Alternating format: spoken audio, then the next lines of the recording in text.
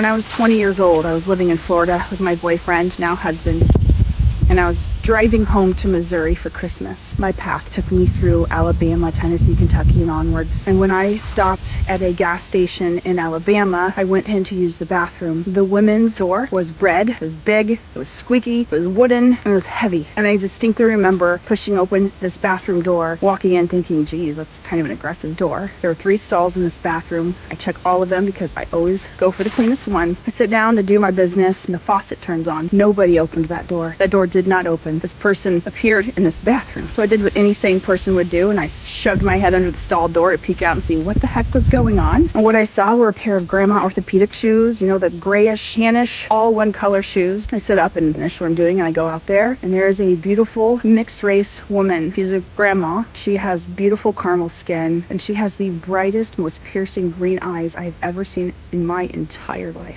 She says to me, young lady, where are you going? I said, I'm going home to Missouri to see my family for Christmas. I said, how about you? She said, I'm going to go see my grandbabies.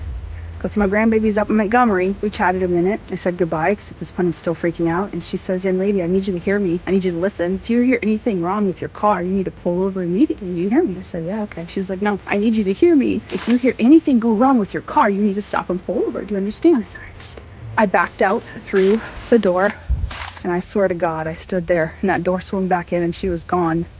And I stood there for 2 minutes just staring at that door, thinking, what just happened? So I get in my little Ford red ZX2 two-door sport coupe. I get on the road. I do not turn on the radio. I do not keep my phone on me. Everything is silent.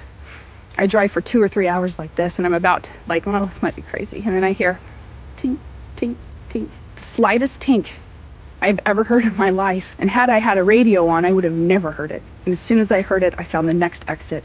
I pulled off. It was a Casey's gas station in the middle of nowhere, Kentucky. And as soon as I put my car in park, everything started happening with my engine. Tinks, booms, bangs, smoke came out. Come to find out, my timing belt had completely fallen apart. The chain broke. The mechanic later said he'd never seen anything like this. And had that happened when I was driving, I would have lost all power steering. I would crash and probably died. So is God real? Heck yes, he's real. Angels are real. And this is my story.